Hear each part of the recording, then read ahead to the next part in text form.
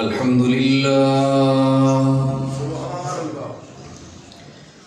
الحمد لله نحمده ونستعينه ونستغفره ونؤمن به ونتوكل عليه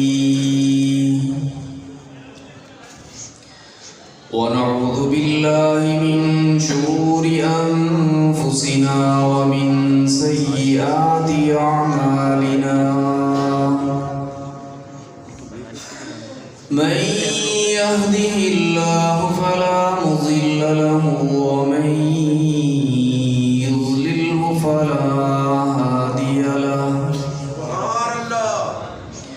ونشهد أن لا إله إلا الله وحده لا شريك له ونشهد أن سيدنا ومولانا محمدا عبده ورسوله صلى الله عليه وعلى آله وأصحابه وبارك وسلم تسليما كثيرا كثيرا. سبحان الله. أما بعد فاستعيذ بالله السميع العليم من الشيطان الرجيم. بسم الله الرحمن الرحيم. إنا نحن نزلنا الذكر وإنا له لحافظون. صدق الله العظيم. إن الله وملائكته يصلون على النبي يا أيها الذين آمنوا صلوا عليه وسلموا تسليما. اللهم صل على سيدنا ومولانا محمد وعلى آل سيدنا ومولانا محمد وبارك وسلم وصل عليه.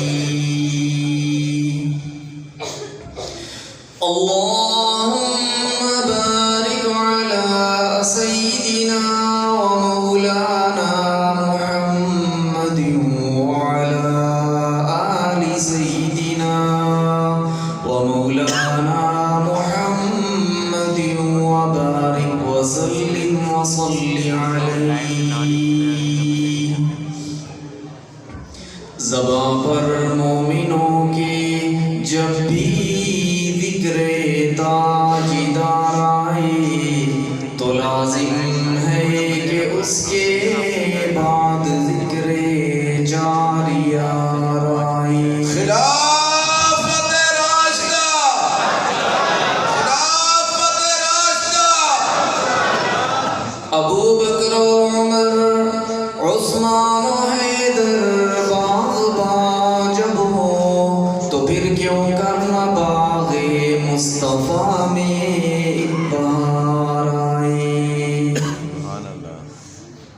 بزرگان محترم، برادران اہل سنت والجماعت، میرے واجب الاحترام حضرات علماء کرام، اللہ رب العزت کے فضل و کرم سے آج یہاں آپ کے اس گاؤں جاتریہ میں خالص دینی اور روحانی پروگرام منعقد ہو رہا ہے، جس میں رب تعالیٰ نے مجھے اور آپ کو شرکت کرنے کی سعادت نصیب فرمائی ہے. دعا ہے کہ رب تعالیٰ میری اور آپ کی اس حاضری کو اپنی بارگاہ میں قبول فرمائے. آج اتفاق سے دینا کے علاقوں میں بھی ایک دینی پروگرام تھا اسی عنوان پر. پہلے وہاں حاضری کی سعادت حاصل کی اور اس کے بعد الحمدللہ تھوڑی دیر پہلے یہاں پہنچا ہوں. مجھے معلوم نہیں کہ ہمارے کون کون سے علماء کرام آپ حضرات کے سامنے اپنی قیمتی گفتگو ارشاد فرما چکے ہیں، کیونکہ چونکہ اسٹیج پر بہت سے جید علماء تشریف فرما ہیں، جس میں ہمارے بزرگ ہمارے محترم حضرت مولانا قاری عطا اللہ طارق صاحب متظلہ وہ بھی تشریف فرما ہے، مولانا قاری حاکم علی صاحب بھی ماشاءاللہ تشریف فرما ہے۔ تو چونکہ میزبان مکرم ہمارے بزرگ ہمارے محترم استاذ القراء والحفاظ حضرت مولانا قاری سیف اللہ صاحب متظلہ کا حکم تھا، تو میں حضرت کے حکم کی تعمیل میں چند گزارشات آپ حضرات کی خدمت میں عرض کرنا چاہوں گا۔ لیکن میں اپنی گفتگو کو آگے بڑھانے سے پہلے ایک تو آپ حضرات کی تسلی کے لیے یہ بات عرض کر دوں کہ میں نے کوئی زیادہ لمبی چوڑی تقریر نہیں کرنی، میں نے مختصراً چند گزارشات عرض کرنی ہیں۔ لیکن مجھے یہ جان کر بڑی خوشی ہوئی کہ آپ الحمدللہ بڑا دینی ذوق رکھنے والے لوگ ہیں اور دعا سے پہلے اٹھتے نہیں ہیں۔ مجھے اسٹیج سے ابھی یہ یقین دہانی کروائی گئی ہے کہ مجمع انشاءاللہ اٹھنے والا نہیں ہے، یہ دعا تک بیٹھا رہے گا۔ تو اس لیے جن بچوں نے آج اپنا آخری سبق سنانا ہے ابھی تھوڑی دیر کے بعد انشاءاللہ العزیز، اور حفظ قرآن مجید کی تکمیل کرنی ہے، پھر اس کے بعد ان کی دستار بندی وغیرہ ہوگی، دعا ہوگی، تو وہ عمل ہم نے آخر میں رکھا ہے دعا سے پہلے انشاءاللہ۔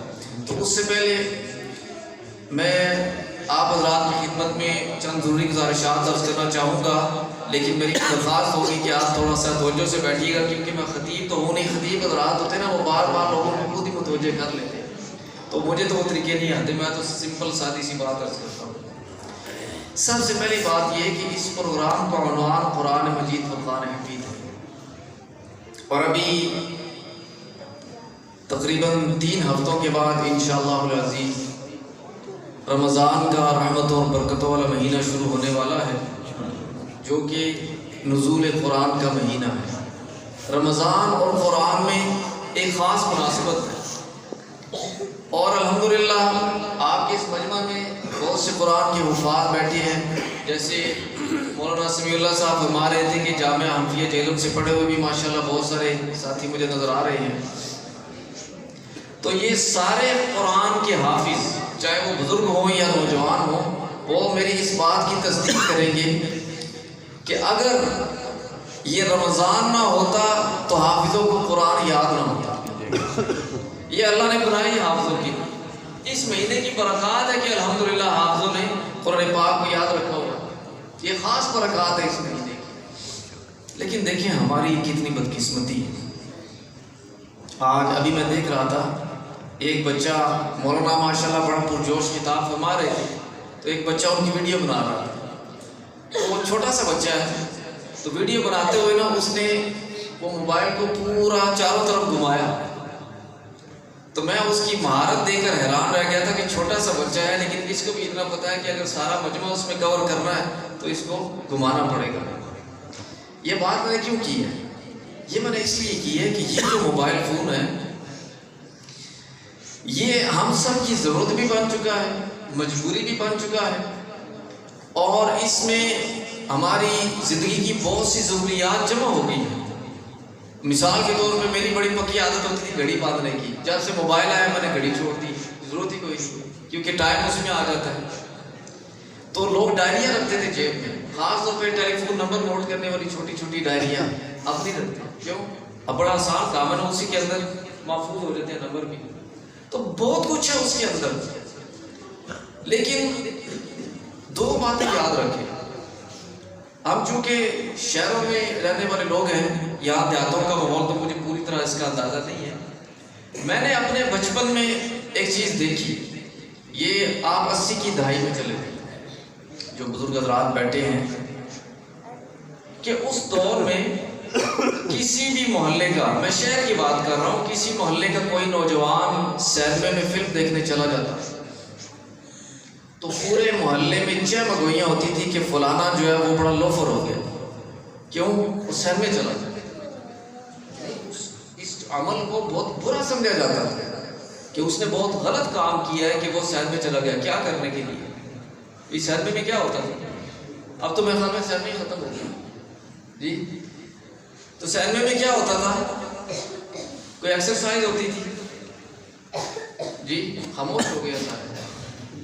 سینما میں کیا ہوتا تھا؟ فلم ہوتی تھی، لوگ وہاں فلم دیکھتے تھے اور اس عمل کو برا سمجھا تھا. اب اللہ معاف فرمائے ہر بندے کی جیب میں سیل ہے. اس کے اندر کون سی دنیا کی چیز ہے جو آپ نہیں دیکھ سکتے؟ آپ اچھی سے اچھی چیز، ابھی آپ چاہیں بیت اللہ شریف میں لائیو طواف آپ دیکھ سکتے ہیں، آپ مسجد نبوی شریف کی زیارت کر سکتے ہیں، آپ قرآن کی تلاوت کر سکتے ہیں، قرآن کا ترجمہ پڑھ سکتے ہیں، اچھی باتیں وہاں سن سکتے ہیں. لیکن اگر اللہ معاف فرمائے برائی کی طرف جانا چاہے تو دنیا کی کون سی برائی ہے جو یہاں؟ یہ ہماری زندگی میں ایک بہت بڑی آزمائش آ چکی ہے. اس کو معمولی نہ سمجھے، وقت تیزی سے گزر رہا ہے اور ہمیں اس چیز کا احساس نہیں کہ آج دیکھیں یہ چھوٹے چھوٹے بچوں کے ہاتھ، یہ صرف ان بچوں کی بات نہیں، ہر گھر کی یہی کہانی، چھوٹے چھوٹے بچوں کے ہاتھوں میں. اور وہ بہت ساری ایسی چیزیں بھی سمجھتے ہیں جو ہمیں سمجھ نہیں آتی.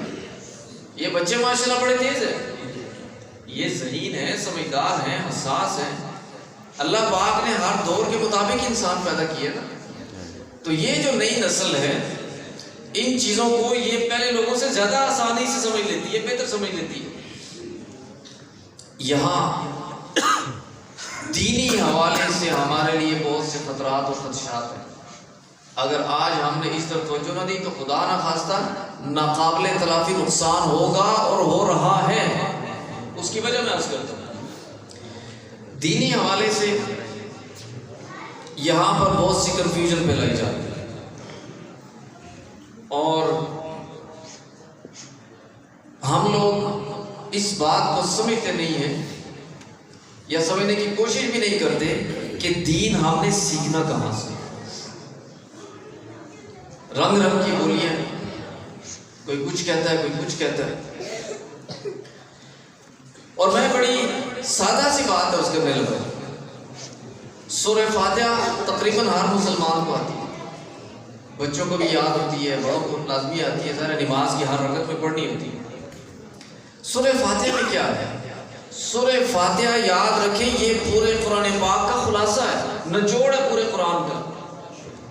اس میں اللہ پاک نے ہمیں ایک تو اللہ کی حمد و ثنا ہے شروع میں، وہ اس پروردگار کا حق ہے جس مالک نے ساری کائنات کو بنایا، ہمیں پیدا کیا، ہمیں اشرف المخلوقات بنایا، اور سب سے بڑھ کر اپنے حبیب پاک حضور سرور کائنات رحمت للعالمین خاتم النبیین حضرت محمد رسول اللہ صلی اللہ علیہ وسلم کا امتی بنایا. سبحان اللہ. اس کی حمد و ثنا، اس کا حق. اس کے بعد کیا ہے؟ اللہ نے ہمیں دعا سکھائی. وہ کیا ہے؟ اہدنا الصراط المستقیم. اے اللہ ہمیں سیدھے راستے کی ہدایت عطا. یہ پڑھتے ہیں سارے پڑھتے ہیں نا، اہدنا الصراط المستقیم. اے اللہ ہمیں سیدھے راستے کی ہدایت عطا فرما. اب لفظ راستہ آ گیا. راستہ یہ جو سامنے گلی ہے یہ بھی ایک راستہ ہے، پھر یہ جو روڈ آ رہی ہے لالا موسیٰ سے آپ کے گاؤں تک یہ بھی ایک راستہ ہے، پھر ایک جی ٹی روڈ ہے، پھر ایک موٹر وے ہے. بھی کون سا راستہ ہے؟ شک پڑ سکتا ہے نا بندے کو. فرمایا صراط الذین انعمت علیہم. یہ کوئی عام روڈ، کوئی عام راستہ نہیں ہے، یہ انعام والوں کا راستہ ہے. اچھا جی انعام والے کون ہیں؟ بچہ اسکول میں اچھے نمبر لیتا ہے اس کو بھی انعام مل جاتا ہے. ابھی انشاءاللہ جو بچے اپنا آخری سبق سنائیں گے ان کو بھی انعام ملے گا. تو انعام سے کیا مراد ہے؟ کون سا انعام ہے اور انعام والے کون ہیں؟ شک پڑ سکتا ہے. اللہ نے کوئی شک نہیں رہنے دیا. اللہ نے بڑا واضح کر کے ہمیں بتا دیا من النبیین والصدیقین والشہداء والصالحین. قرآن کے اندر اللہ پاک نے انعام والوں کی ہمیں تفصیل بتا دی. وہ 4 طبقات ہیں.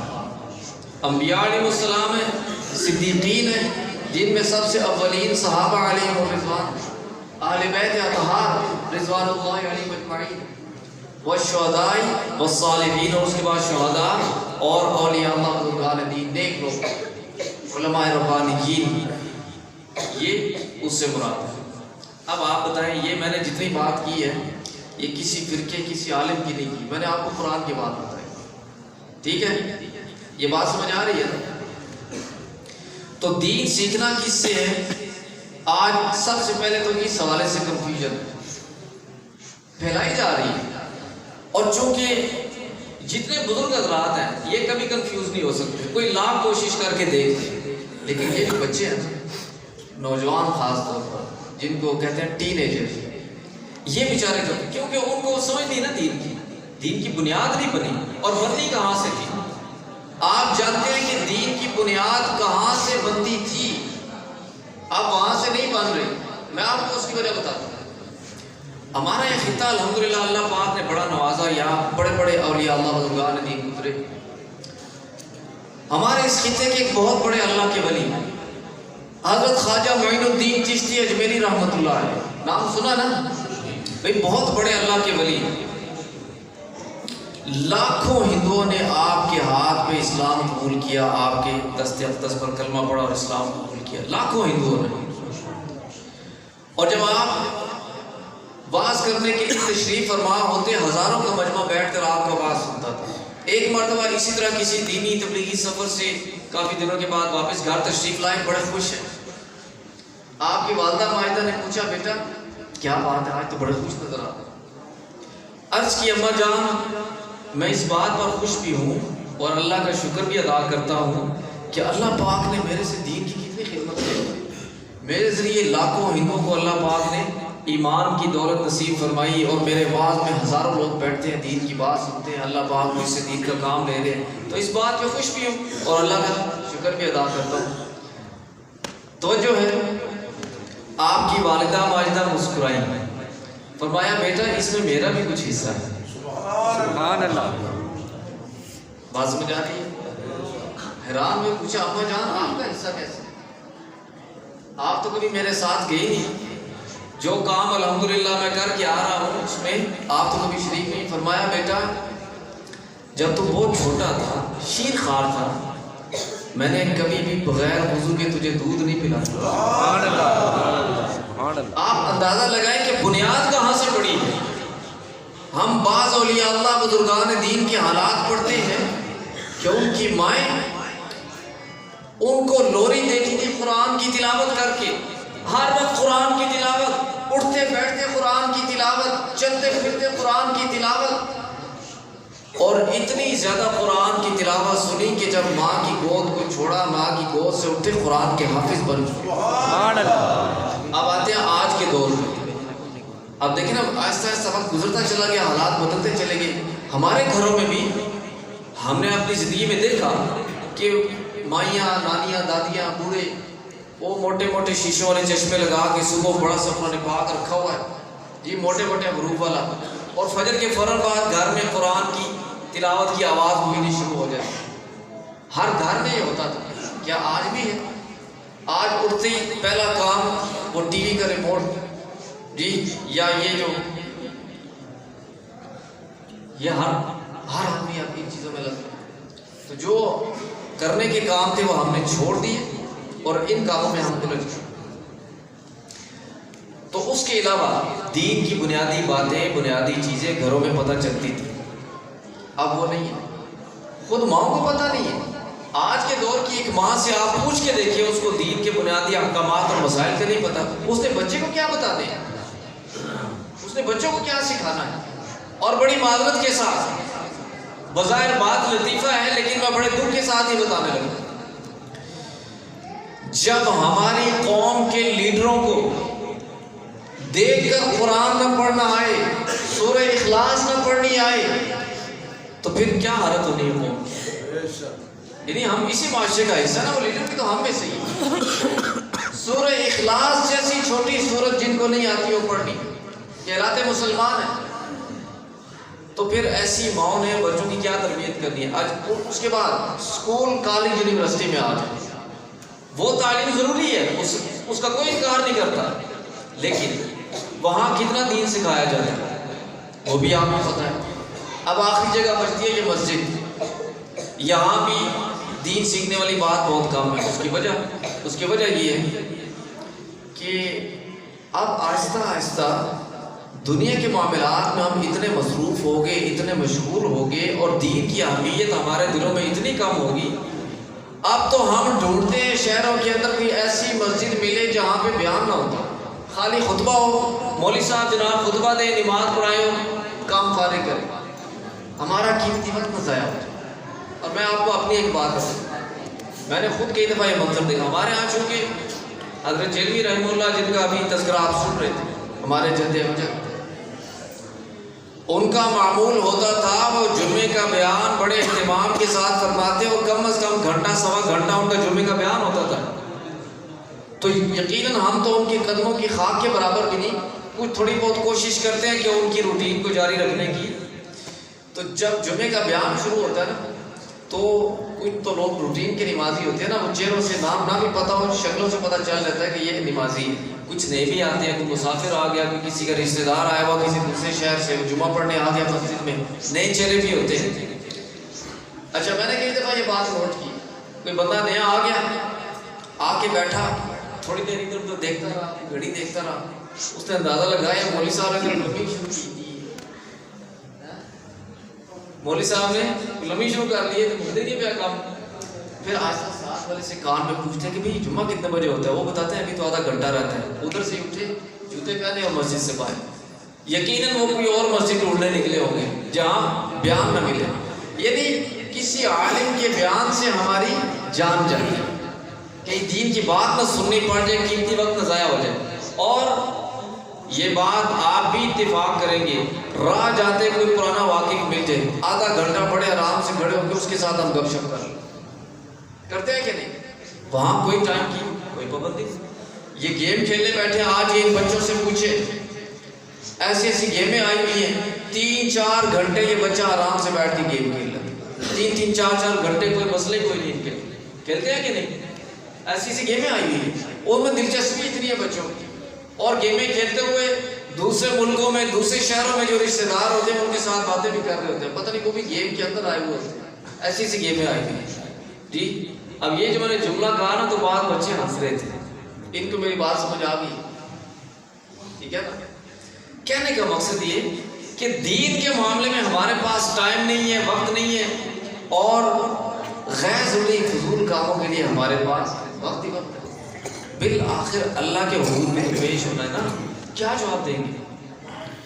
تو اس صورتحال سے فائدہ اٹھاتے ہوئے بہت سے دھوکے باز، بہت سے فراڈیے، دیکھیں بعض لوگ بدنیتی سے کوئی غلط کام کرتے ہیں، اور بعض لوگ اپنے کسی اور مفاد کے خاطر، جیسے آپ دیکھتے ہیں آج کل سوشل میڈیا پر جعلی خبریں چلتی ہیں، جھوٹے پروپیگنڈے چلتے ہیں. کس عنوان پر چلتے ہیں؟ جس عنوان کی طرف ہر آدمی کی توجہ ہوتی ہے، اس عنوان پر. مقصد کیا ہوتا ہے ان کا؟ مقصد ہوتا ہے پیسے کمانا. کیوں؟ جتنی زیادہ ریٹنگ ملتی ہے اتنے زیادہ ان کو پیسے ملتے ہیں. ہر آدمی وہ کسی بھی کلپ کا جو ٹائٹل ہوتا ہے، جو اس کا عنوان ہوتا ہے، اس کو دیکھ کے کلک کرتا ہے. مثال کے طور پہ ترکی اور شام میں زلزلہ آیا ابھی کچھ دن پہلے، ہمارے بہت سے مسلمان بھائی بہنیں بیچارے شہید ہوئے، بہت سے بے گھر ہوئے، زخمی ہوئے.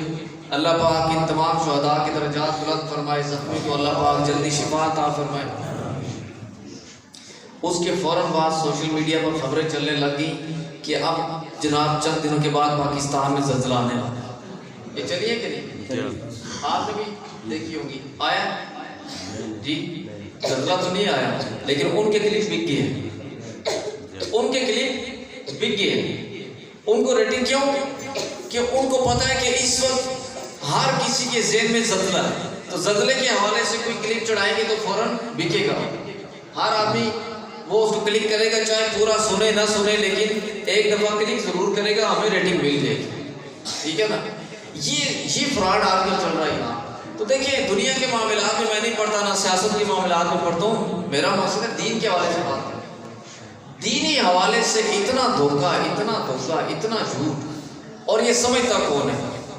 کس کو سمجھ آتی ہے اس بات کی؟ آج دیکھیں مثال کے طور پہ کوئی نیا جراثیم آ گیا ہے، کوئی نیا وائرس آ گیا، کوئی نئی بیماری آ گئی ہے، شور پڑ گیا پورے ملک میں، پوری دنیا میں، وہ جی یہ ہو جائے گا، وہ ہو جائے گا. آپ کس سے پوچھیں گے اس کی تفصیل؟ کسی وکیل کے پاس جائیں گے پوچھنے کے لیے جی؟ کسی درزی کے پاس جائیں گے؟ کسی مکینک کے پاس جائیں گے؟ کس کے پاس جائیں گے؟ ڈاکٹر کے پاس. آپ کسی ڈاکٹر سے پوچھیں گے کہ ڈاکٹر صاحب یہ ایک کوئی نئی بیماری آ گئی ہے، کوئی نیا جراثیم آ گیا، اس کے بارے میں تفصیل بتائیں، یہ کیا ہے، کیسے ہوتی ہے، یہ اس سے نقصان کیا ہوتا ہے، اور اس سے بچنے کا طریقہ کیا ہے، اس کی حفاظتی تدابیر، کوئی احتیاط، کوئی علاج، یہ ساری تفصیلات آپ کو کون بتائے گا؟ ڈاکٹر بتائے گا. اور جب کوئی قانون کی بات آئے گی تو پھر آپ جائیں گے وکیل کے پاس. تو جب دینی حوالے سے کوئی بات آئے گی تو پھر کس کے پاس جانا؟ جی پھر علماء کے پاس جانا. اور علماء کون ہے؟ اب تو دیکھیں نا، کوئی بھی داڑھی رکھ کے پگڑی شگڑی باندھ کے ٹوپی پہن کے، وہ جس کو پنجابی میں کہتے ہیں نا ٹھگی کا امامہ باندھ کے بھی یہ لوگ بیٹھے ہوئے، اور جو دھوکہ اور فراڈ کر رہے ہیں.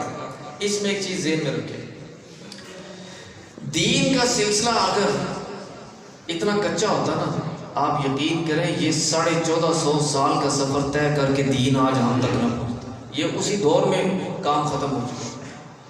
کیا اس سچے دین کے خلاف قرون اولیٰ میں سازشیں نہیں؟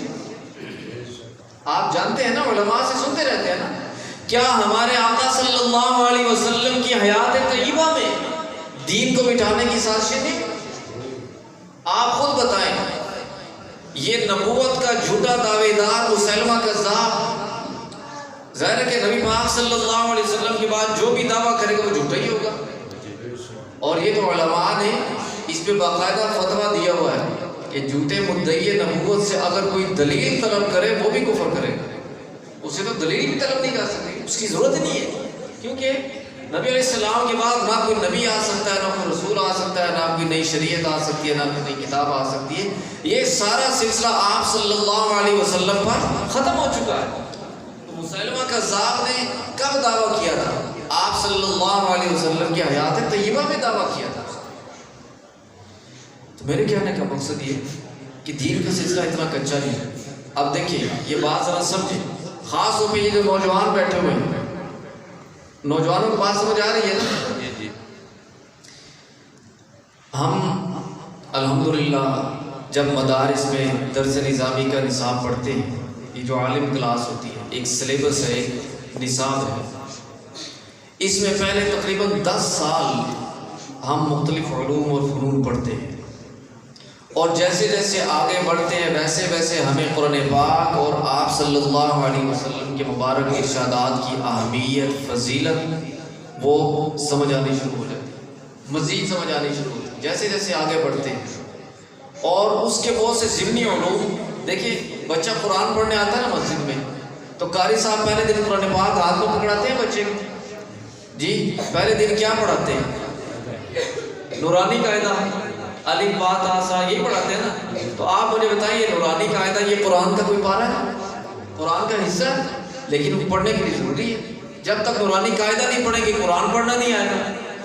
ایسے ہی ہے نا. باقی بھی آپ دیکھ لیں، آپ اسکول میں بچے کو داخل کرواتے ہیں تو پہلے دن ان کو کوئی وہ انگلش کی کہانیاں تو نہیں پڑھاتے، ABC، اسی طرح گنتی، پہلے بنیادی چیزیں، پھر آہستہ آہستہ سٹیپ بائی سٹیپ آگے بڑھتے.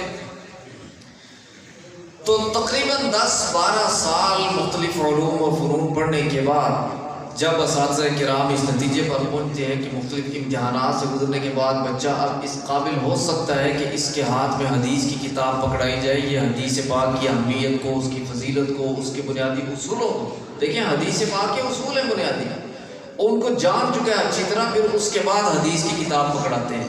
آج آپ یقین کریں، بڑے بڑے جائیں جن کو میں ذاتی طور پہ جانتا ہوں، دین کی الف بے نہیں جانتے، وہ حدیث کی کتابیں یوں سامنے رکھ کے بیٹھے تھے جیسے کہ شیخ الحدیث بیٹھا ہوا. اور یہ میں بغیر کسی مبالغے کے یہ بات بتانے لگا ہوں، آپ اپنی تسلی کر لیں، بے شک کسی کو شبہ ہو، آپ کوئی حدیث کی کتاب کھول کے اس کے سامنے رکھیں، اس کو بولیں کسی عالم کے سامنے دیکھ کر صرف حدیث کی عبارت پڑھ کے بتا دو، نہیں پڑھ سکتے.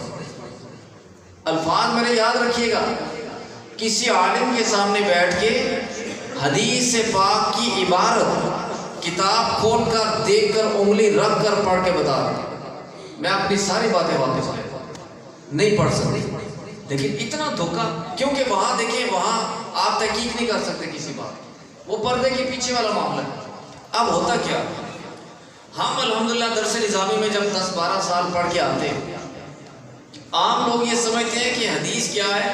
حدیث یہ تھی کہ وہ حدیث پاک لکھی ہوئی ہے، ترجمے تو ویسے بھی اب دنیا کی ہر زبان میں موجود ہے، انگلش میں بھی ہے، اردو میں بھی ہے، باقی زبانوں میں بھی ہے، تو اس کا ترجمہ پڑھ لیا جاتا ہے تو بس یہ حدیث کی کتاب پڑھی. یہ بات نہیں ہے، یہ صرف اتنا کام نہیں. میں نے عرض کیا کہ حدیث کے بہت سے ضمنی علوم ہیں، وہ پہلے پڑھنے پڑتے ہیں. اس میں مثال کے طور پہ ایک فن ہے جس کو فن اسماء الرجال کہا جاتا ہے، جس میں احادیث مبارکہ کے راویوں کے متعلق بحث ہوتی ہے، ان پر تحقیق کی بات ہوتی ہے۔ اب یہ عام لوگوں کو یہ بات نہیں پتہ۔ تو ایسا نہیں ہوتا کہ ہم مثال کے طور پہ بخاری شریف پڑھنے کے لیے بیٹھے ہیں تو استاد نے بخاری شریف کی حدیث پڑھی ہے، اس کا ترجمہ ہمیں بتایا، ہم نے ترجمہ یاد کر لیا، لو جی ہم نے پہلا سبق پڑھ لیا، ایسے نہیں۔ اب ذرا ایکسٹرا توجہ چاہوں گا آپ کی۔ او بھائی، میرے بھائی جو بیٹھے باتیں کر رہے ہیں، او بھائی صاحب مہربانی کرے تو 2 منٹ بات سن لیں۔ یہ کبھی کبھی آتا ہوں میں بھی، آپ بھی یقیناً روزانہ تو نہیں جمع ہوتے ہوں گے کسی پروگرام میں، یہ بڑی اہم بات ہے۔ پہلے دن بخاری کی حدیث اور اس کا ترجمہ نہیں پڑھایا جاتا۔ پہلے دن کیا پڑھایا جاتا ہے؟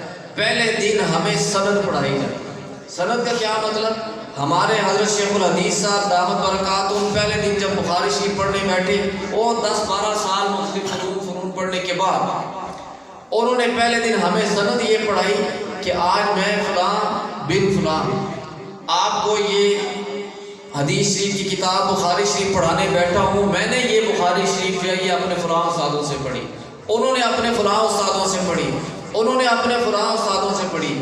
اس طرح کرتے کرتے جناب نبی کریم صلی اللہ علیہ وسلم تک اپنا شجرہ ہمیں پڑھاتے بھی ہیں، بتاتے بھی ہیں، لکھواتے بھی ہیں۔ اب بات سمجھے؟ اب دیکھیں یہ ایک چین ہے، یہ ایک چین ہے۔ اس کی مثال آپ ایسی سمجھیں جیسے آپ کو یہ لائٹیں نظر آ رہی ہیں، یہ لائٹیں روشنی دے رہی ہے نا، لیکن آپ جانتے ہیں کہ یہ بجلی ان کے اندر نہیں بنتی۔ بجلی کہاں بنتی؟ بجلی دور سینکڑوں میل دور کسی پاور اسٹیشن میں بن رہی ہے، وہاں پہ بن رہی ہے نا، وہاں سے چلتی ہوئی یہ گرڈ اسٹیشن تک آئے گی، پھر آپ کے ٹرانسفارمر تک آئے گی، پھر آپ کے میٹر تک آئے گی، پھر سوئچ بورڈ تک آئے گی، پھر وہاں سے اس کا کنیکشن نکل ہوا۔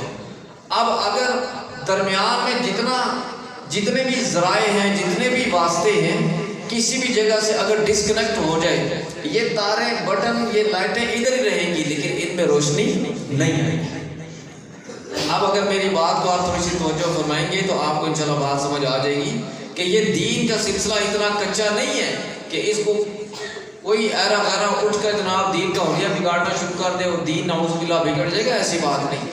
اللہ پاک نے اس کے لیے ایسا نظام بنایا ہوا ہے کہ انشاءاللہ العزیز جب تک خود اللہ پاک کو منظور ہے، اللہ پاک نے اس دین کو رکھنا ہے، تو دنیا کی کوئی طاقت دین کو نہیں مٹا سکتی۔ تو دین کے سیکھنے سکھانے والوں کے پاس ایک سند ہے، ایک شجرہ ہے۔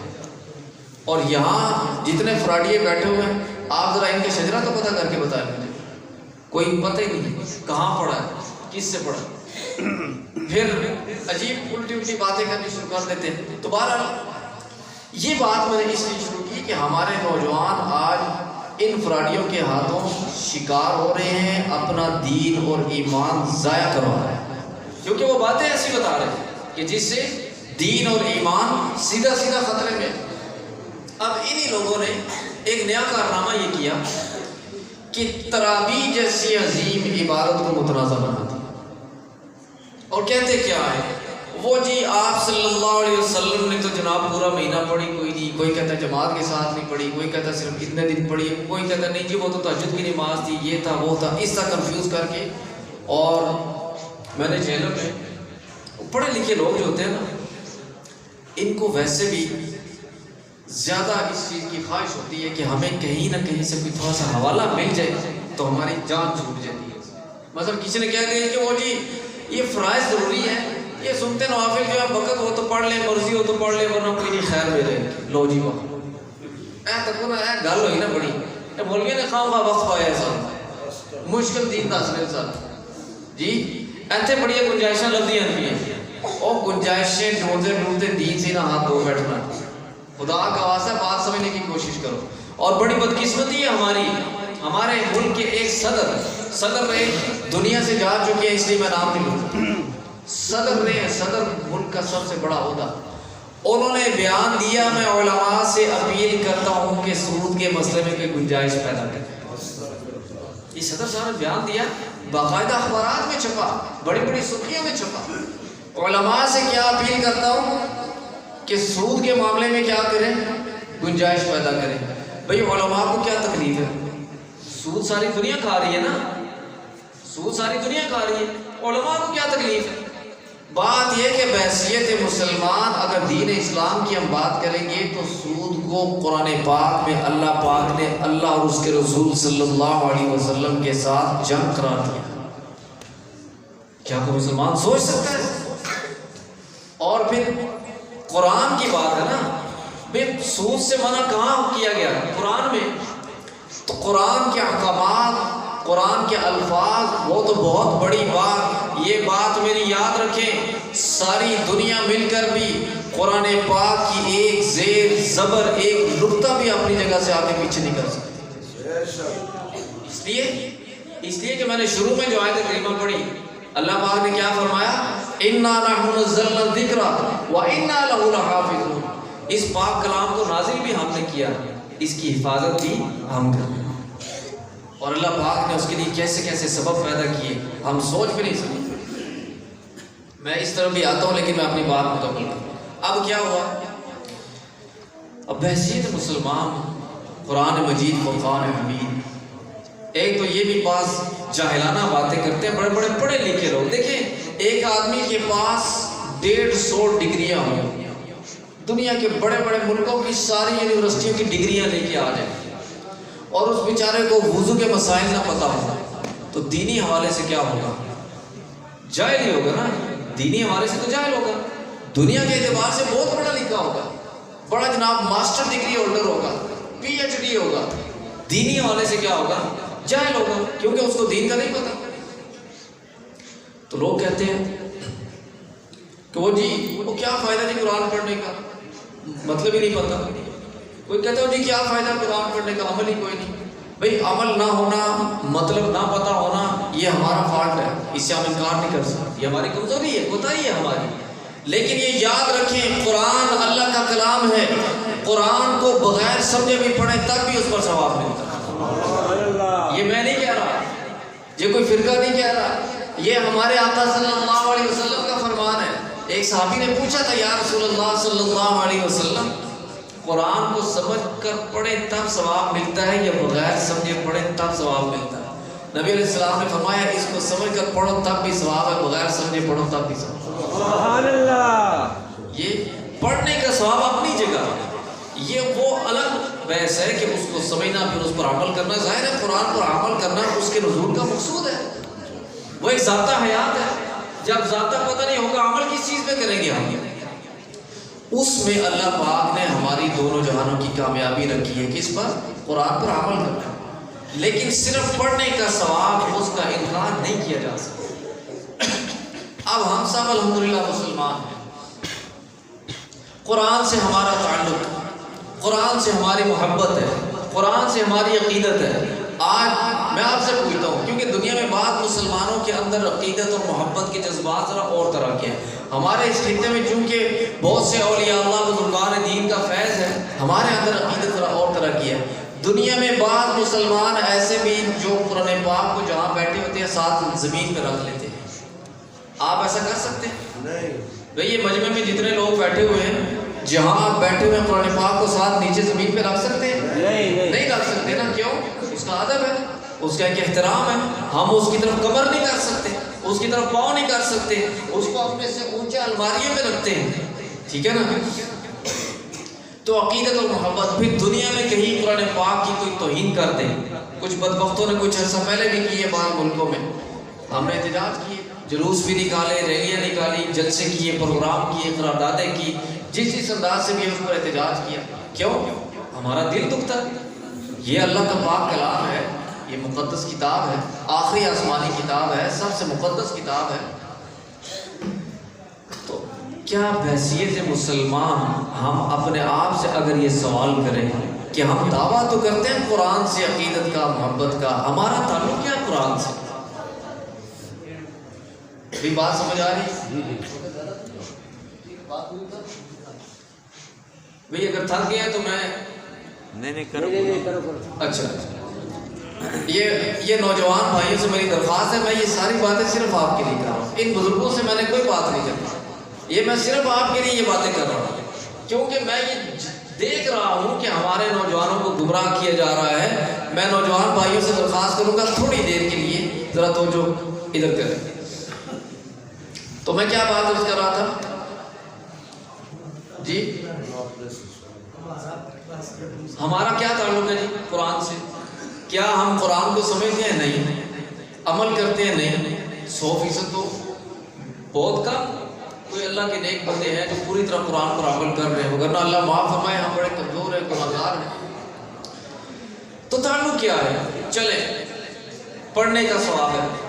کیا سال میں کتنے مسلمان ہیں جو سال میں ایک بار پورا قرآن پڑھتے ہیں؟ دیکھیں نا، یہ کم از کم پڑھنے کا اجر تو لینا چاہیے نا. تو کتنے مسلمان ہیں جو سال میں ایک مرتبہ پورا قرآن پڑھتے ہیں یا سنتے ہیں؟ وہ بھی کوئی نہیں. اب یہ تراویح دیکھیں، اللہ پاک نے اپنی حکمت کے ساتھ ہمیں کیسی خوبصورت عبادت دی ہے. تراویح میں کیا ہوتا ہے؟ تراویح میں جتنے لوگ نماز پڑھ رہے ہیں، مثال کے طور پہ یہاں اس مسجد میں اگر 3 4 5 صفحے ہوں یا اندر والا ہاتھ بھرا ہوا ہو، 100 150 بندہ تو بن جاتا ہے نا. تو قرآن پڑھنے والا تو ایک امام ہوتا ہے. قرآن پڑھنے والا ایک امام ہوتا ہے، باقی سارے کیا کر رہے ہیں جی؟ اچھا، اب بعض لوگوں نے اس پر بھی اعتراضیں کھڑے کر دی کہ وہ نہیں جی امام کے پیچھے بھی پڑھنا ہے. تو یہ دونوں مسئلے میں ایک ہی حدیث پاک سے اس کا حل آپ کو بتانے لگا. دیکھیں نبی پاک صلی اللہ علیہ وسلم کا فرمان ہے. نبی علیہ السلام نے فرمایا من کان لہ امام فقراۃ الامام لہ قراۃ. جس کا امام ہو، امام کس کا ہوتا ہے؟ جماعت کے ساتھ نماز پڑھنے کا. ٹھیک ہے، تو جو جماعت کے ساتھ نماز پڑھ رہا ہو تو اس کے امام کی قرات ہی اس کی قرات شمار. جب نبی علیہ السلام نے فرما دیا کہ امام کی قرات مقتدی کی قرات ہے، تو پھر ہم کون ہوتے ہیں کہ اس عنوان پر ہم اختلافات میں پڑ جائیں، کنفیوژن پھیلانی شروع کر دیں. دوسری بات، تراویح میں کیا ہوتا ہے؟ ایک امام ایک حافظ قرآن پڑھتا ہے، باقی سارے سنتے ہیں جی؟ سنتے ہیں نا بھئی. غیر حافظ تو ویسے بھی حافظ قرآن کے پیچھے اس تسلسل کے ساتھ دوہرا بھی نہیں سکتے نا، جس تسلسل کے ساتھ وہ پڑھ رہا ہوتا ہے. بعض امام بھی ہمارے ماشاءاللہ چوتھے 5ویں گیئر میں جا رہے ہوتے ہیں جی، تو سارے تو نہیں پڑھ سکتے پیچھے. لیکن آپ صلی اللہ علیہ وسلم کے اس فرمان کی روح سے جتنے نمازی خاموش کھڑے ہو کر امام کے پیچھے قرات سن رہے ہوتے ہیں، ان سب کے نامہ اعمال میں قرآن پڑھنا لکھا جاتا ہے. سبحان اللہ. آپ حیران ہوں گے اللہ نے کیسا نظام بنا دیا. جس بندے کو دیکھ کر قرآن پڑھنا نہیں آتا، اس کے نامہ اعمال میں پورا قرآن پڑھنا لکھ دیا جاتا ہے. اور وہ بھی رمضان جیسے مہینے میں جس میں نیکیوں کا اجر و ثواب کئی گنا بڑھ جاتا ہے. بعض روایات کے مطابق 700 گنا بڑھ جاتا ہے جی. تو پھر ہمیں تو اس عظیم عبادت پر اللہ کا شکر ادا کرنا چاہیے تھا، ہمیں خوش ہونا چاہیے تھا. ہم نے کیا کیا؟ مجھے پتا چلا ہمارے ہاں 2 پروفیسر، کوئی عام بندے نہیں، جاہل لوگ نہیں، 2 پروفیسر کسی ایریے میں رہتے تھے. اس ایریے کے امام نے مجھے بتایا، آج بھی موجود ہیں وہ امام صاحب. انہوں نے مجھے بتایا جی کہ وہ کسی جاہل کی باتیں سنی سوشل میڈیا پر. وہ دین کا خواہ کا کوئی ٹھیکیدار بنا ہوا ہے. اس کی باتیں سن کے پہلے وہ پابندی سے تراویح پڑھتے تھے، اب انہوں نے چھوڑ دی ہے، کیونکہ اب ان کے ذہن میں یہ بات بیٹھ گئی کہ یہ غیر ضروری سی عبادت ہے، نفلی سی عبادت ہے، دل کرے پڑھ لو، دل نہ کرے نہ پڑھو. تو پہلے تراویح پڑھ رہے تھے، اب انہوں نے کیا کیا؟ چھوڑ دی ہے. اب آپ اندازہ لگاؤ مسلمان کدھر بیٹھے. یہ رمضان کا مہینہ، قرآن کا مہینہ، جس میں 2 ہی بنیادی عبادتیں، دن کا روزہ اور رات کا قیام. یہی تراویح ہے، دن کا روزہ اور رات کا قیام. یہ 2 ہی بنیادی عبادتیں ہیں جو پورے رمضان کے مہینہ کی. اعتکاف ہے وہ آخری عشر کا، لیلۃ القدر ہے وہ آخری 7 راتوں میں. تو مین عبادات رمضان کی 2 ہی ہیں، دن کا روزہ اور رات کی تراویح. اور اس کو متنازع بنا کے بیٹھ گئے. اب آپ مجھے خود بتائیں، یہ اس نے کوئی اچھا کام کیا کہ بندے تراویحاں پڑھ رہے تھے؟ اور دیکھیں سارے تو نہیں چھوڑتے الحمدللہ، جن کے سینے میں ایمان مضبوط ہے. لیکن بات وہی صدر صاحب والی ہے نا، جس صدر صاحب نے سوچا تھی کہ علماء کے ہاتھ میں، اور بھائی یہ یہود و نصارہ کا مذہب نہیں ہے کہ جن کے علماء اپنی مرضی سے آسمانی کتابوں میں تعریفات کر کے پیسے والوں سے پیسہ لے کے ان کے ہاتھ میں مسئلے بتاتے تھے. یہاں یہ نہیں ہو سکتا. یہ نبی علیہ السلام کا فرمان ہے، قیامت تک ہر دور میں ایک جماعت ایسی رہے گی جو حق پر قائم ہوگی، صحیح دین پر قائم ہوگی. صحیح دین انشاءاللہ قیامت تک نہیں مل سکتا، یہ نبی علیہ السلام کا فرمان ہے. تو یہ خدمت ہو رہی ہے آج سوشل میڈیا پر جو میں نے آپ کو بتائی. تو میرے بزرگوں اور بھائیوں، یہ یاد رکھنا، قرآن ہمارا محتاج نہیں، تراویح ہماری محتاج نہیں، عبادات اور نیکیاں ہماری محتاج نہیں، ہم ان کے محتاج۔ آپ یقین کریں چند دن پہلے ہمارے ایک ساتھی تھے، کسی دور میں ہمارے ساتھ پڑھتے رہے، بیچارے فوت ہو گئے، اللہ پاک ان کی بخشش فرمائے۔ ان کے چھوٹے بچے نے بھی قرآن پاک حفظ مکمل کیا، ان کے بھائیوں نے مجھے بلایا جی کہ وہ اس کی دستار بندی ہے، آپ بھی آئیں۔ تو میرے لیے بڑی سعادت کی بات تھی کہ ہمارے مرحوم ساتھی کا بچہ، وہ بیچارہ قبر میں ہے، لیکن آج اس کے بچے نے حافظ قرآن ہونے کی سعادت حاصل کی ہے، اس کی دعا میں شرکت ہو جائے۔ تو دستار بندیاں اور بھی بچوں کی تھی، ایک بالکل چھوٹا سا بچہ مجھے نظر آیا، ہم دستار بندیاں کر رہے تھے اور بھی علماء تھے، بالکل چھوٹا سا بچہ۔ میں حیران ہوا، میں نے پوچھا جی کہ اس نے حفظ مکمل کیا؟ انہوں نے کہا جی بالکل حفظ کیا۔ میں نے پوچھا عمر کتنی ہے؟ انہوں نے بتایا جی 7 سال۔ سبحان اللہ، 7 سال تکبیر، شان رسالت، شان قرآن، شان قرآن، شان قرآن، شان صحابہ، خلافت راستہ۔ دیکھیں قرآن نازل کہاں ہوا؟ حجاز مقدس، حجاز مقدس میں نازل ہوا۔ جس سرزمین پر قرآن نازل ہوا، کچھ عرصہ پہلے ایک سروے ہوا کہ دنیا کے کس اسلامی ملک میں سال میں کتنے بچے بچیاں قرآن کے حافظ بنتے ہیں۔ جس مقدس سرزمین پر قرآن نازل ہوا، کیونکہ آبادی بھی بہرحال کم ہے ان کی، تو وہاں سالانہ حفاظ کی تعداد 15 سے 20 ہزار۔ کتنی؟ 15 سے 20 ہزار بچے اور بچیاں ایک سال میں قرآن کے حافظ بنتے ہیں۔ ہم اہل پاکستان کو اللہ پاک نے یہ اعزاز نصیب فرمایا، یہاں جتنے بھی مکاتب فکر ہیں مسلمانوں کے، جو قرآن کو مانتے ہیں، جو قرآن پر ایمان رکھتے ہیں، جو قرآن کو پڑھتے ہیں، حفظ کرتے ہیں، یاد کرتے ہیں، تو سب کے ملا کر پاکستان میں ایک سال کے اندر جو بچے اور بچیاں قرآن پاک کے حافظ بن رہے ہیں، ان کی تعداد الحمدللہ 1 لاکھ سے بھی زیادہ ہے۔ اور یہ یاد رکھیں، یہ دنیا کا واحد ملک ہے کہ ساری شیطانی طاقتیں مل کر پاکستان کے خلاف ایک ہو چکی ہیں، لیکن اللہ پاک نے اس کو قائم رکھا ہوا۔ اور یہی جو میں نے آیت کریمہ پڑھی، اِنَّا نَحْنُ نَزَّلْنَا الذِّکْرَ وَإِنَّا لَهُ لَحَافِظُونَ، یہ قرآن ہے جس کی برکت سے ہم الحمدللہ بچے ہوئے ہیں۔ سارا ملک سو رہا ہوتا ہے، آپ مدارس میں جا کر دیکھیں، یہ چھوٹے چھوٹے بچے اور بچیاں مدارس میں سحری کے وقت اٹھتے ہیں، اپنے ننھے ہاتھوں سے قرآن پاک اٹھا کر صبح صبح قرآن کی تلاوت کر رہے ہو۔ سبحان اللہ۔ ہمارے محلے میں ایک بزرگ فوت ہو گئے، وہ بھی تو جب وہاں بچیوں کا مدرسہ ہے، صبح صبح چونکہ بچیاں جب پڑھائی شروع کرتی ہیں تو پورے محلے میں خاموشی ہوتی ہے، تو پورے محلے میں آواز آتی ہے ان کے پڑھنے کی، اور اکثر لوگ اس وقت سوئے ہوتے ہیں، خاص طور پر نوجوان، ان کی نیند تو شروع ہی اس وقت ہوتی ہے نا، ساری رات موبائلوں پہ نیٹ سیٹ پہ لگے رہتے ہیں، اور اسی وقت جا کے جو اصل اٹھنے کا ٹائم ہوتا ہے، عبادت کا ٹائم ہوتا ہے، روحانی وقت ہوتا ہے، اس وقت میں پھر نیند کا آغاز کرتے ہیں۔ تو وہ بزرگ مجھے کہنے لگے، وہ کہنے لگے جی کہ میں صبح صبح اٹھتا ہوں، میرے کانوں میں قرآن کی آواز آتی ہے، مجھے بڑا سکون ملتا ہے۔ سبحان اللہ۔ میں سوچا تھا شاید یہی اس کا ایک جملہ اس کی بخشش کا ذریعہ بن جائے۔ تو ہمارے محترم مولانا قاری سیف اللہ صاحب دعوت اور دعوت مجھے فرما رہے تھے کہ حضرت جیلمی رحمہ اللہ کے حوالے سے بھی کچھ واقعات بتا دیں۔ دیکھیے بات یہ ہوتی ہے کہ ہمارے جد امجد ولی کامل حضرت مولانا عبداللطیف صاحب جیلمی رحمۃ اللہ علیہ، جن کو رب تعالیٰ نے بڑی بڑی نسبتوں سے نوازا، ہم چونکہ ان کا خون ہے، ان کے خاندان کے افراد ہیں، ہمارے منہ سے تو تعریفیں وہ اچھی نہیں لگتی، جب دوسرے حضرات موجود ہیں الحمدللہ وہ واقعات بیان کرتے رہتے ہیں۔ 1-2 واقعات میں چھوٹے چھوٹے حضرت کے حکم کی تعمیل میں عرض کر دیتا ہوں۔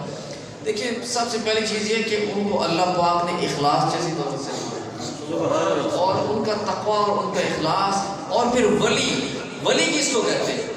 سب سے پہلے یہ بات سمجھ لیں، ولی کس کو کہتے ہیں؟ جو نماز پڑھتا ہو، روزے رکھتا ہو، زکوٰۃ دیتا ہو، یہ تو سارے مسلمان کرتے ہیں، جو بھی صحیح مسلمان ہے یہ کام تو وہ بھی کرتا ہے۔ ولی ان کو کہتے ہیں جو کامل طریقے سے شریعت کی اتباع کرتے ہیں، جو ہر وقت آپ صلی اللہ علیہ وسلم کی پاکیزہ سنتوں پر عمل پیرا ہوتے ہیں، ہر معاملے میں یہ نوٹ کرتے ہیں کہ اس معاملے میں ہمارے آقا صلی اللہ علیہ وسلم کا مبارک طریقہ کیا تھا، مبارک طرز عمل کیا تھا، وہ اس کے اوپر چلنے کی کوشش کرتے ہیں۔ تو ہم نے ان کو دیکھا گھر کی زندگی میں بھی، باہر بھی، ہر وقت اتباع سنت یہ ان کا وتیرہ رہا۔ اور دوسری بات یہ کہ تہجد کے وقت کی میں نے بات کی، تو آج تو دیکھیں الارم لگاتے ہیں، یہ موبائلوں میں بھی الارم لگتے ہیں، جتنی مرضی آپ کوئی چیز کی گھنٹی کر لیں، لیکن بعض بات آنکھ نہیں کھلتی۔ میں نے خود دیکھا کہ کہ تہجد کے وقت اٹھتے تھے، کوئی گھڑی نہیں، کوئی الارم نہیں، کوئی قدرتی اللہ کی طرف سے کوئی الارم ایسا فکس تھا کہ تہجد کے وقت گرمی ہے یا سردی ہے وہ اپنے وقت پہ اٹھ جاتے تھے اور تہجد پڑھتے تھے، اور اس کے بعد سوتے نہیں تھے۔